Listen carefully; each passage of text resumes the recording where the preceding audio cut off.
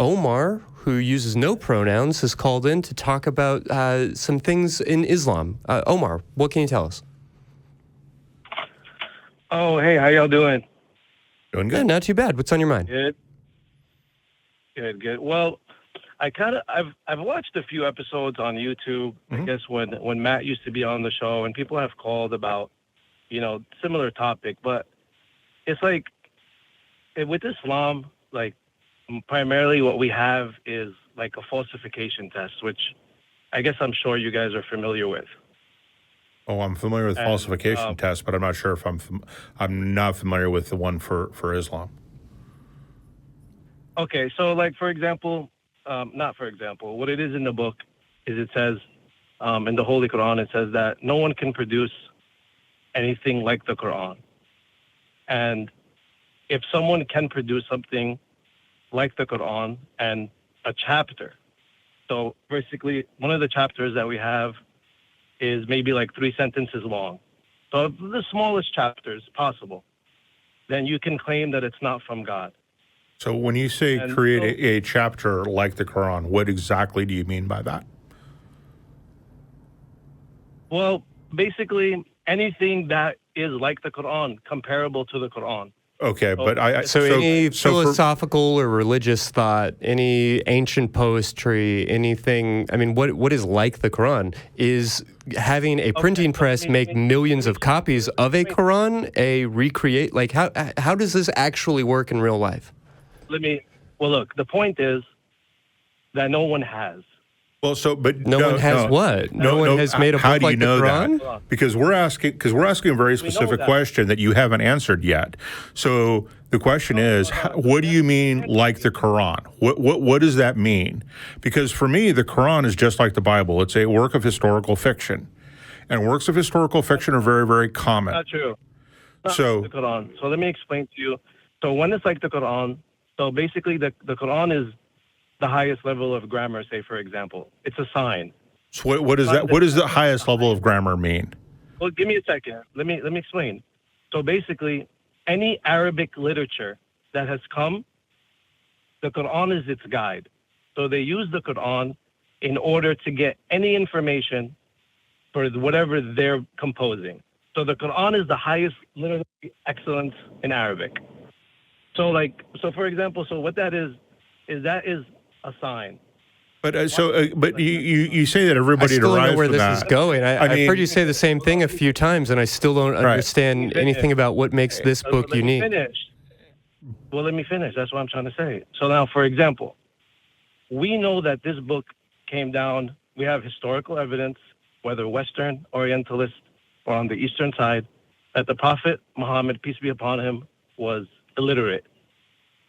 Okay. So for this book to have the highest level of linguistic excellency to the point where it's been studied extremely critically from both ends, that you can't even choose a better word, let alone like a sentence. So what? So your favorite book is your favorite book. Is there anything else to it? My favorite book is Tolkien, and I really love the way that Tolkien writes. And you can't write anything better than that. Yeah. I haven't found a single piece of fantasy that I love better than Tolkien. Okay, fine. And I hear Islamic scholars talking about how planes fly, and they don't have the faintest clue of how planes fly, and yet they're basing this idea on the Quran. And, flight's a pretty common thing. So I don't understand what you mean by the highest level. That other people borrow from it. People have been borrowing from Tolkien. Does that mean it's the highest form of fantasy out there? There are people out there who will disagree with me on that, who might like Game of Thrones better. I think they're wrong, but, that's a definite possibility. When I see Winds of Winter, then we can talk. Okay, yeah, but I'm not ready to put George R. R. Martin in that spot. Well, I would like to read it first rather than the TV. Anyway. Yeah. But so, again, you're saying things that don't make any sense to us when we look at it, because I could apply it to any set of books. So what is different about this? That was the real point is that it's a sign. Let's just stop right there. A sign of what? A sign of what? What does that mean? Another sign. See, we're not even taking it as a sign. We're disagreeing with you that it's a sign of anything other than your favorite book is your favorite book, and it doesn't make any sense to go any further until you explain how you think it's different. How do I think it's different? Now, for example, another sign is that the book is preserved. No. We're not going to another sign until we get off of this one. We want to stay on this sign because you haven't proved it's a sign of anything other than a group of people believe that book A is better than any other book. So what? Let me ask you a question. Do you not think that if it's in any way amazing that an illiterate man in the 600s was able to produce a book that every single composer of Arabic literature has to refer to that book? No, I don't, because it seems trivial that if that ignorant person gets enough money, they can hire writers to write the book. I mean, that's not hard to do. And just because you're illiterate doesn't mean you can't speak well. And I'll give you a perfect example of that. And that is Hitler. When we listen to him with an English ear, he sounds absolutely horrible. But when you talk to German speakers, he is as eloquent as Kennedy is to us. So, but none of that speaks to the truth of anything. The eloquence of anybody in any media is irrelevant to the truth of what they speak. So what? Okay. So listen. So let me say. Okay, if you want to push that one aside, you guys don't agree with the logic of it.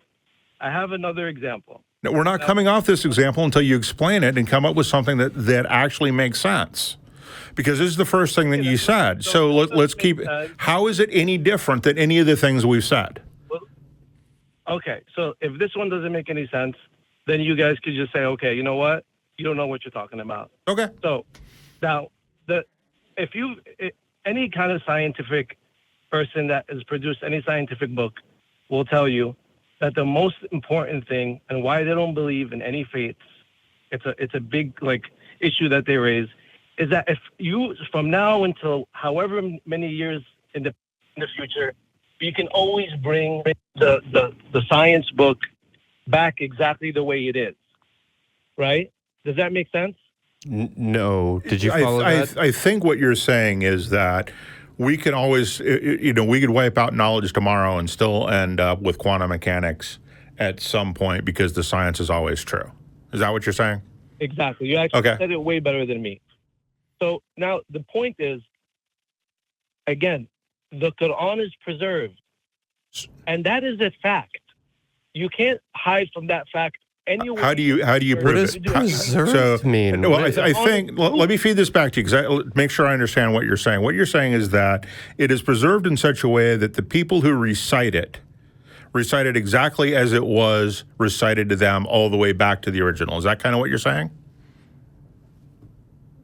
By preserved? Yeah. Okay, prove it. Exactly.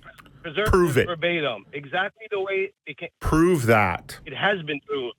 It has been proved. No, well, see, here's the problem. All that you can do is say that student A recited it exactly as teacher A, right? But you can't go any farther than that. You can only go as far back as we have recordings.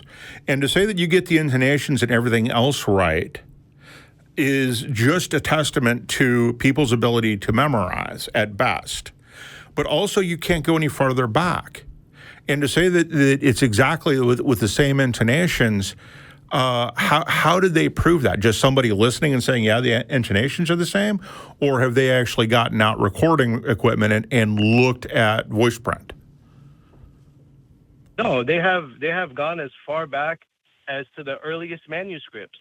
But how do you get vocalizations from manuscripts?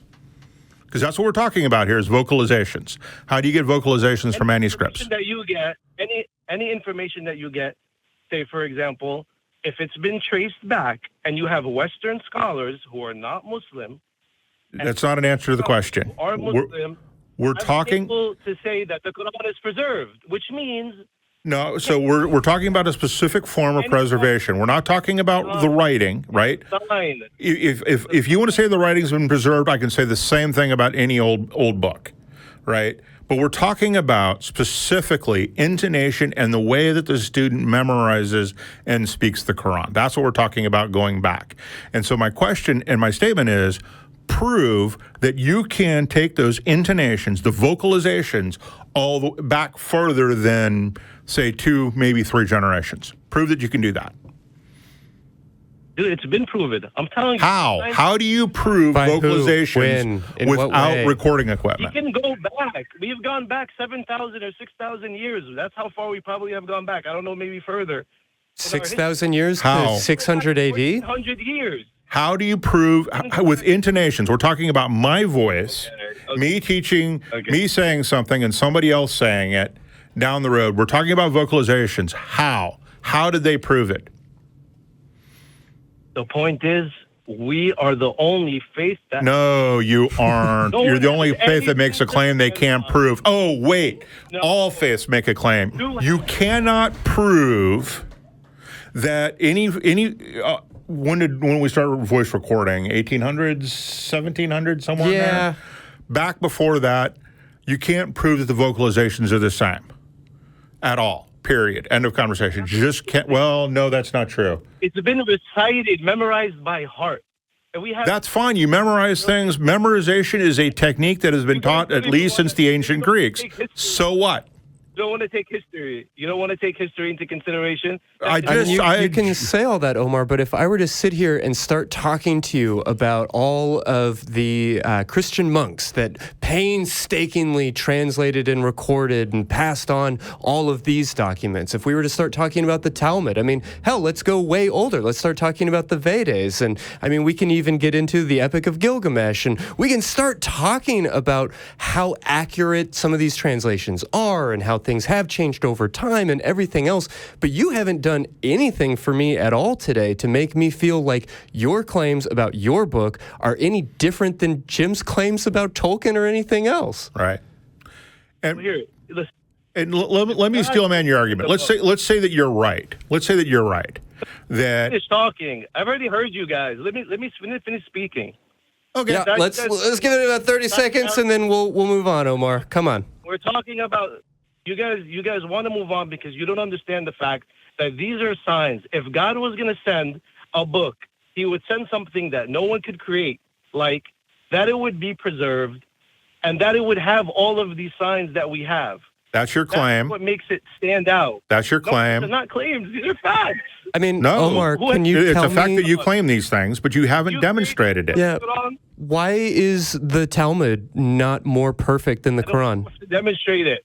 It's been on for... When did you demonstrate that the Quran was special? Like the Quran. Yeah, Omar, I already am kind of done, so I'm trying real hard. So just before I let you go, can you tell me any reason at all, anything that you've shared over the last 14 minutes with me that would give me reason to believe that the Quran is superior to the Bible, the Vedas, the anything?